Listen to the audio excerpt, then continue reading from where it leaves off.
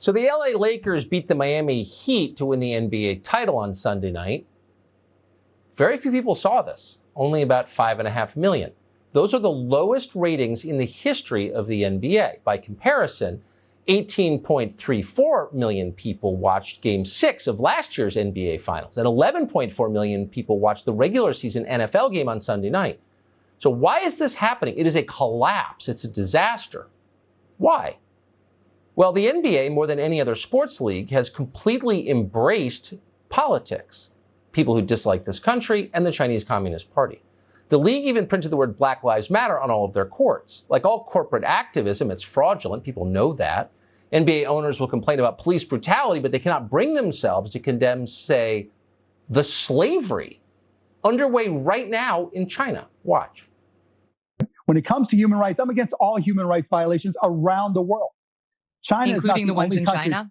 China is not the only country with human rights violations. Right, but do you condemn the genocide that's going on right now in China toward the Uyghurs? I condemn all human rights violations. Why can't you be specific? Yes, because the way proclamations work in this country, the minute you say them anywhere, you're going to use this as a headline. Cuban says this, this, and this. What's wrong with that headline? Cuban condemns ethnic cleansing in China. Because I got to deal with the troll bots then. Why would the NBA take $500 million plus from a country that is engaging in ethnic cleansing? So basically, you're saying that nobody should do business with China ever. They are a customer. They are a customer of ours. And guess what, Megan? I'm okay with doing business with China. Yeah, Mark Cuban condemns ethnic cleansing. Who'd want that headline? The PR people would go crazy. That was Mark Cuban, of course, who owns the Dallas Mavericks. And was also a moral coward. I guess we didn't know that. In that clip, he sounded a little bit like Joe Biden. Can't say anything. Could be the headline. Are viewers ever going to go back to the NBA? Jason Whitlock has thought a lot about this. He writes for and helps run Outkick.com, and we're happy to have him on tonight. Jason, thanks for coming on. So first, just since you've covered this for decades, perspective on the numbers, on the viewership. Are these numbers as bad as they seem? Yeah, they're really bad, Tucker, and there's no way to clean them up because, and I know they're competing against the NFL, they're not playing during their normal time slot, but they have LeBron James, who is allegedly the biggest star in all of sports. He's playing for the Lakers, the biggest star in the NBA, and they couldn't draw flies. This is a problem. So, what's the cause of it? I mean, it seems to me like there's a connection between the aggressive politics in the league and declining viewership, but I want to be fair and ask someone who follows it for a living.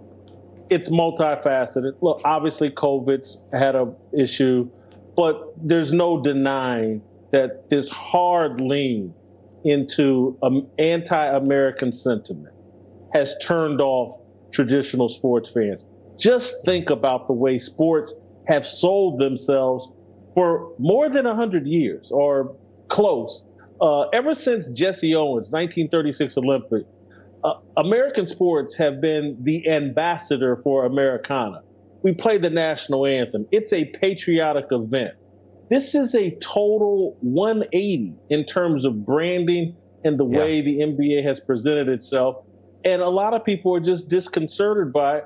We used an analogy today on Outkick in a very outstanding piece about what's going on with the NBA. Just think of Disney World, where they play these games. Instead of Mickey Mouse as their brand ambassador, Cardi B was their brand ambassador. Suppose women dressed in Hooters outfits were strapping mom and dad and their teenage kids into Space Mountain. That would be quite a brand change and would be off-putting to the traditional Disney World customer base. That's what's going on here in the NBA.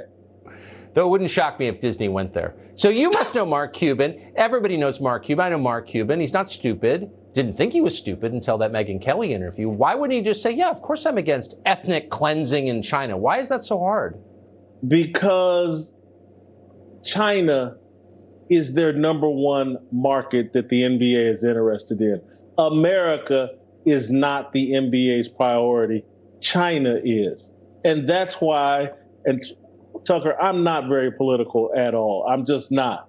But President Trump's America First agenda, this is what he's talking about.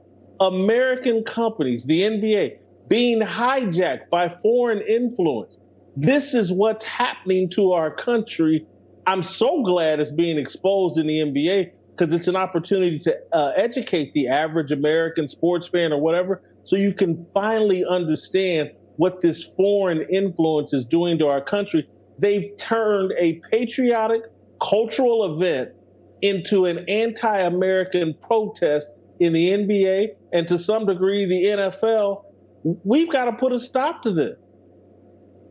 Well, especially since, as you're describing it, they're doing it for the benefit of China, our chief rival on the world stage. I mean, that seems really sinister to me. China has 1.4 billion citizens.